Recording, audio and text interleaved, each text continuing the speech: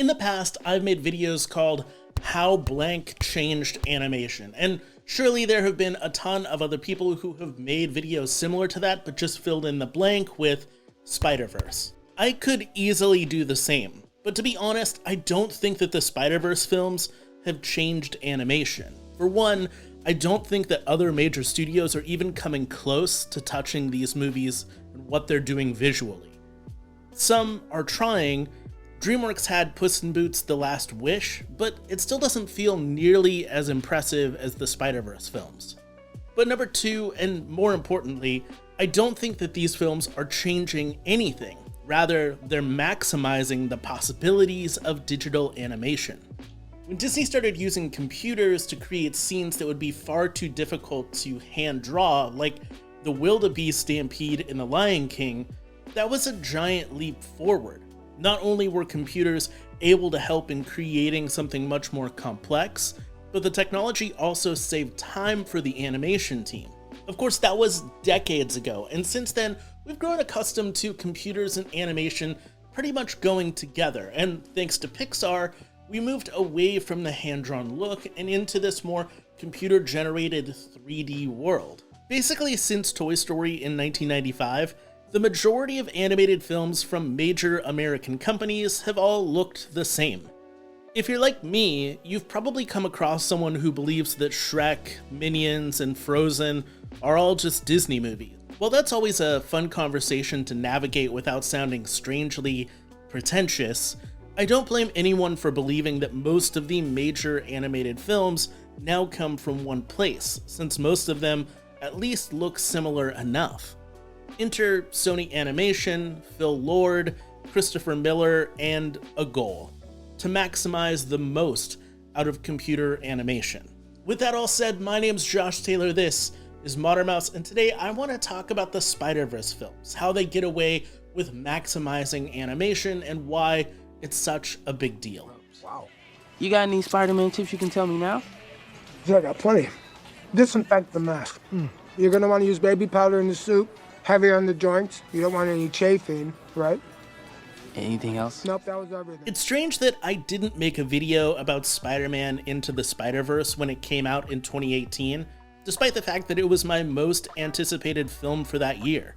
And even stranger, now a few years later, I've referenced it, but I've never really stated out loud my own personal thoughts on the film, nor have I talked about the sequel Across the Spider-Verse or any of the Sony animated Spider-Man movies to come. It's strange because these films are awesome, but more importantly, they showcase what the digital age of animation can be.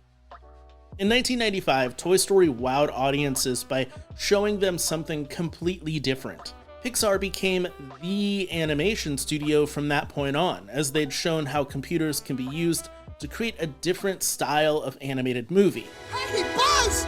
You're flying! This isn't flying, this is falling with style.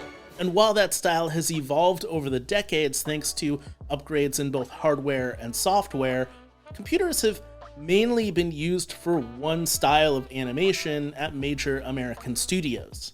While there have been exceptions, mostly films trying to recreate the hand-drawn animated look of the past, it's the writing, directing, and producing team of Phil Lord and Christopher Miller that were tasked with this idea of creating a new animated Spider-Man series for Sony, and in doing so, they chose Miles Morales as their lead in a multiversal story, which opened up a world of possibilities, or I guess a multiverse of possibilities. Choosing Miles as their lead strips away the familiarity most non-comic book reading moviegoers have. There's no longer an expectation that Uncle Ben has to die or that Aunt May will become the sole provider for this version of Spider-Man. With the multiverse, we also don't know where our story's gonna take us, giving the animation team the option to leave New York or to alternate New York as they see fit. A quick little step aside here, because the story being focused on Miles Morales and introducing a slew of other Spider people allows these movies to be truly representative. Now Spider-Man isn't just a white male. Anyone can be Spider-Man, and that harkens back to what Stan Lee saw for the character. It's actually why Spider-Man has a full suit, including a mask that covers his entire face. It's so that the audience can become the character. The Spider-Verse gets back to that idea, and I just think that's lovely. Back on track though, the multiverse allows our lead Miles to jump from universe to universe, which gives the animation team the opportunity to play with the styles of these universes and their characters. We as an audience have bought into this multiverse concept over the past few years, thanks to Marvel and DC Comics, and that little movie from A24 called Everything, Everywhere, All at Once. I'm not your husband, and he's not the one you know. I'm another version of him from another life path, another universe. I'm here because we need your help. Very busy today, no time to help you. What's great about audiences buying into this concept of a multiverse is that it's kind of a cheat code for the filmmakers to do nearly anything they'd like and just explain it away by saying that's just how the multiverse works. It's how a film like Everything Everywhere can have so many costume changes, or it's how the Spider-Verse can overwhelm its audience with a variety of different styles of animation and character designs. Disney and Pixar have dabbled into shifting styles in their films, but have never fully committed to it. Take a scene in Inside Out, where sadness, joy, and Bing Bong have to travel through Riley's abstract thoughts. It's a fun scene that plays with what computer animation can do, but the entire scene is just 90 seconds long. Moana does something similar in multiple scenes, whether that's on a map of the islands or Maui showing off his tattoos, but once again, these sequences come in short bursts, leaving a majority of the movie to look like every other studio film. In fairness, it would be difficult, even in a more abstract film like Inside Out, to just abruptly change the style of animation and then retain that through the rest of the film. Audiences would be absolutely confused. I also think that it would be a bit of a turnoff, especially if you bought a ticket to go see one thing and then halfway through it became a totally different thing. It's not what you paid for, and that would be a bit upsetting. Thanks to the multiverse concept though, audiences buy into the possibility that anything can happen at any time, and the Spider-Verse films take advantage of that. Thanks to computers, it's become easier and faster to make animated films and manipulate them. In the first film, Into the Spider-Verse, frames are cut out to create more of a comic book-like effect, and backgrounds are distorted, giving a look like something should be 3D, but you're not wearing the glasses, so it just comes off a bit blurry. And sound becomes visual, and color represents the emotions of the characters. And it goes to an even crazier place in the second movie, Across the Spider-Verse. During its 140-minute runtime, a pretty long time for an animated film, we get to visit several universes. Some bleed watercolor in the background, some feel like pop art with dots forming in the light, and some, like Mumbahattan, smash together real-world cities, creating something new and beautiful along the way. Characters also feel different.